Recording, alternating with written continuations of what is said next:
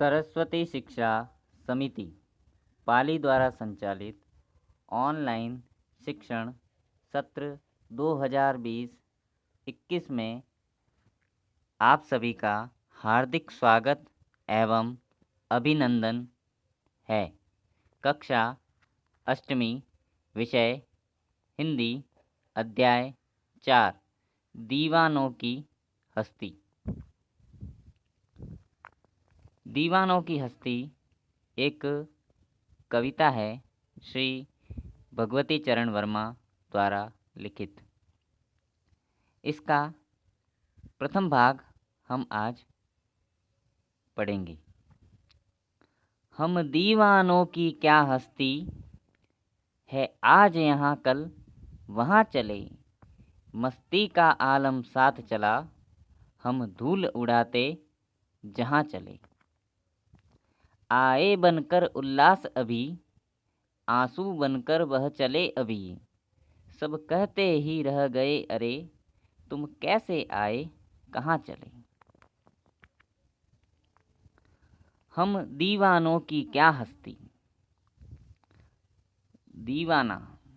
दीवाना कहते हैं जिसको इस संसार से कोई मतलब नहीं, संसार की चिंताओं से, बाधाओं से बिल्कुल दूर, किसी प्रकार की कोई उसे चिंता नहीं, कोई तनाव नहीं, उसे दीवाना कहते हैं। तो हम दीवानों की क्या हस्ती। कवि कह रहा है कि जो दीवाना होता है उसको इस संसार से कोई मतलब नहीं होता, संसार में क्या चल रहा है, क्या हो रहा है, वह अपने हाल में मस्त रहता है, मस्त मौला व्यक्ति की तरह। हस्ती से तात्पर्य है अस्तित्व। वह अपने आप को एक नकारा व्यक्ति बताते हुए कह रहा है कि मेरा क्या अस्तित्व है, मैं तो दीवाना हूँ, मेरा कोई अस्तित्व नहीं है। आज यहाँ कल वहाँ चले, आज यहाँ है कल वहाँ चले जाएंगे, जहाँ मुझे सारे संसाधन उपलब्ध हो जाएंगे मैं वहाँ चला जाऊँगा, मेरा कोई एक ठिकाना नहीं है। मस्ती का आलम साथ चला, हम धूल उड़ाते जहाँ चले।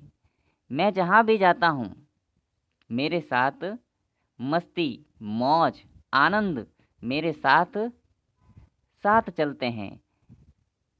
हम धूल उड़ाते जहाँ चले। जिस प्रकार से हवा एक स्थान से दूसरे स्थान पर जाती है तो उसके साथ मिट्टी के कण, धूल इत्यादि अपने साथ लेकर वह जाती है।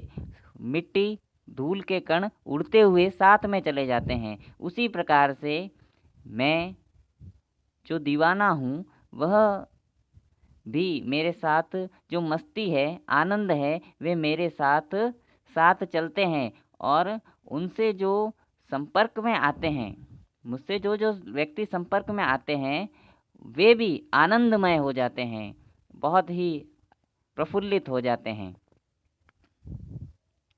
आए बनकर उल्लास अभी, आंसू बनकर बह चले अभी। जहाँ भी दीवाने लोग जाते हैं वहाँ पर आनंदमय माहौल बन जाता है।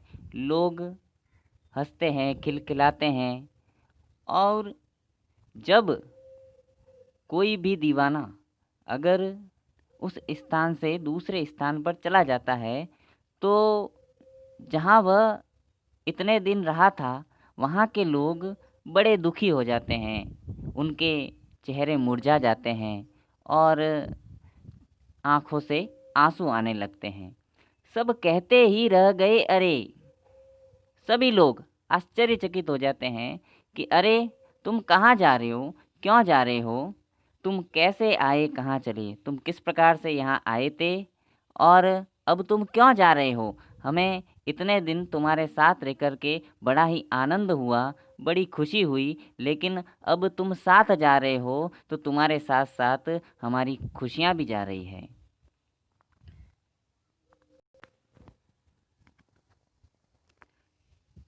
कठिन शब्दार्थ जो आपको अपनी उत्तर पुस्तिका में कक्षा कार्य के रूप में करने हैं।